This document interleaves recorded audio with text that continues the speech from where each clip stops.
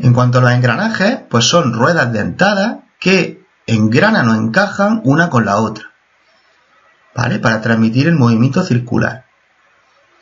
Y los engranajes rotan igual que las ruedas de fricción en sentido opuesto.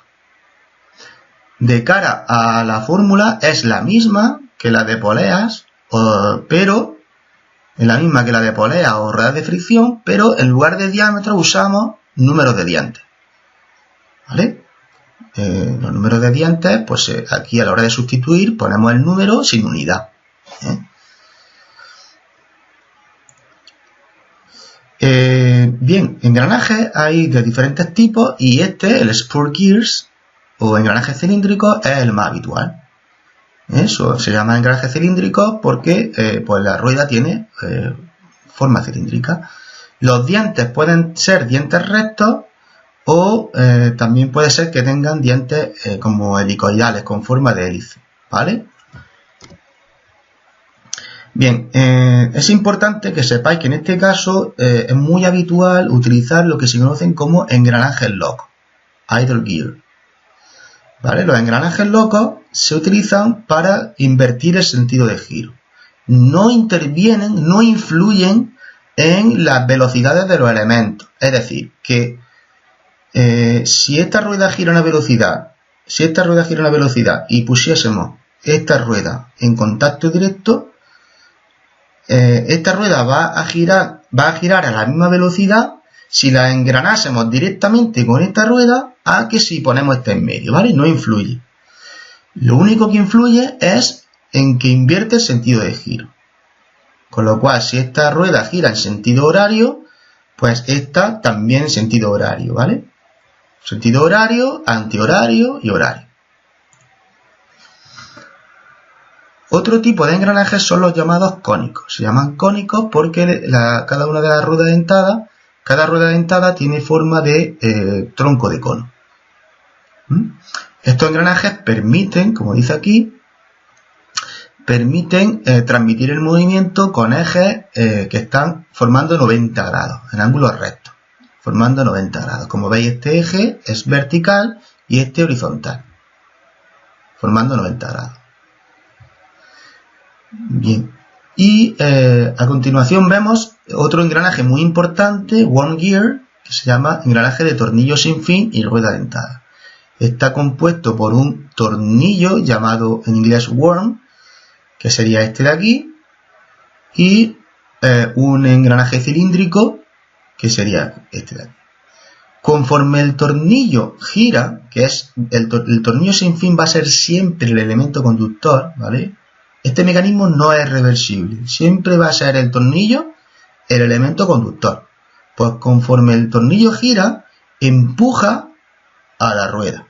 Por cada vuelta del tornillo, la rueda girará un diente. Por lo tanto, este mecanismo de tornillo sin fin presenta una enorme reducción de la velocidad, ¿vale? Se utiliza este mecanismo cuando queramos reducir mucho la velocidad. Bien. La fórmula que se utiliza para resolver este mecanismo es la misma que la de los engranajes. Lo que pasa es que se considera que el tornillo tiene un solo diente, ¿vale? ¿Por qué? Porque por cada vuelta que le damos al tornillo, la rueda se desplaza un diente, ¿de acuerdo? Así que la fórmula quedaría con Z1 igual a 1. Bien, de igual forma que con los trenes de polea, nosotros podemos disponer trenes de engranaje, ¿de acuerdo? La forma de resolverlo sería igual que los trenes de polea. Recordad, utilizo la fórmula N1 por Z1 igual a N2 por Z2 cuando tengamos dos ruedas engranando. Luego, N2 y N3 van a ser iguales porque las dos ruedas van en el mismo eje. Y luego, N3 por Z3 igual a N4 por Z4. El mecanismo de ruedas dentadas y cadena, o piñones y cadena. Los piñones o las ruedas dentadas son estos elementos y la cadena, pues, ¿vale? Obviamente. Bien, es un mecanismo parecido al de poleas y correa, pero que en lugar de poleas tiene ruedas dentadas, que también se les llama sprockets, y en lugar de correa, pues utilizamos una cadena. Bueno, pues este mecanismo es parecido, como digo, al de poleas y correas, pero tiene la ventaja de, que es más difícil que resbale.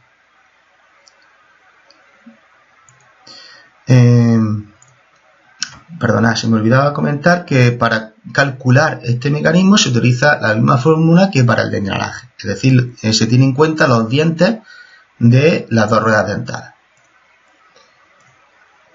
El mecanismo de piñón y cremallera, pasamos ya al bloque de mecanismos que transforman el movimiento. Entonces, el mecanismo de piñón y cremallera está compuesto por una rueda dentada llamada piñón y una barra dentada llamada cremallera. Pinion rack. Entonces es un mecanismo reversible. Entonces, si hago girar el piñón, la cremallera se desplazará linealmente. Y si hago desplazar la cremallera linealmente, el piñón girará. ¿De acuerdo? En el caso del mecanismo tornillo-tuerca, nut-tuerca, screw-tornillo, pues tenemos de nuevo dos elementos en el que si por ejemplo hago girar la tuerca, el tornillo se desplazará, si hago girar la tuerca, el tornillo se desplazará linealmente hacia arriba y hacia abajo, y si hago girar el tornillo, pues la tuerca se desplazará linealmente porque irá avanzando por la rosca del tornillo. En el caso del torno, ¿vale? Recordad que aquí hay una errata, que esta H no existe, ¿vale? Es winch, así como lo vaya aquí.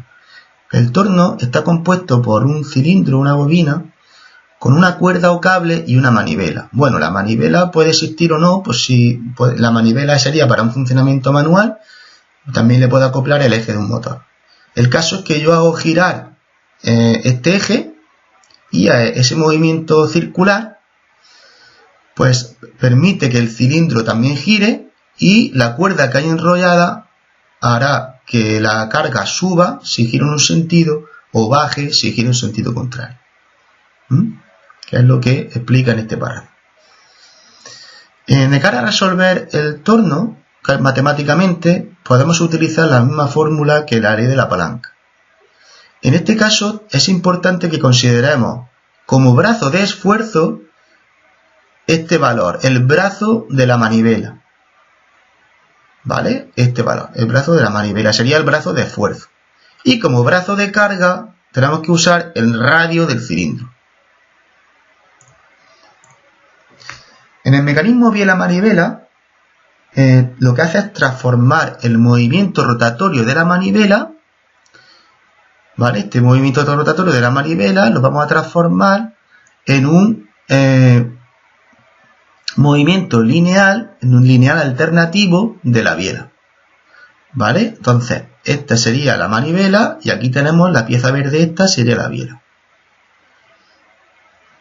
Bien, como ya puse en clase, también podéis, si queréis vosotros, buscar en YouTube en vídeos que, bueno, pues ayuden a entender el funcionamiento de este mecanismo.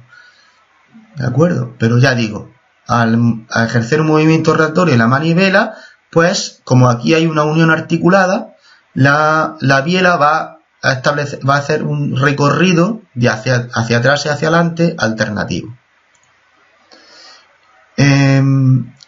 En este último caso podemos utilizar o bien una leva o bien una excéntrica.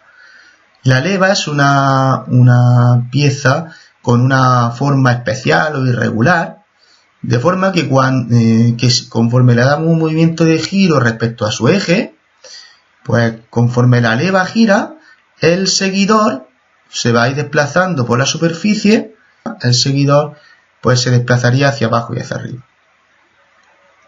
porque va siguiendo la superficie de la leva. Mientras que la excéntrica pues tiene el mismo funcionamiento. La excéntrica es una rueda cuyo eje de giro no está en el centro, sino que está un poco desplazado.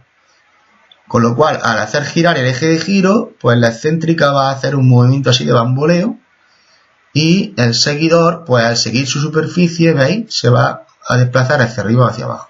Durante media vuelta de la leva o de la excéntrica, el seguidor va a bajar y durante la otra media vuelta el seguidor va a subir. Bien, pues esto es todo. Espero que os sirva de utilidad y seguimos en contacto.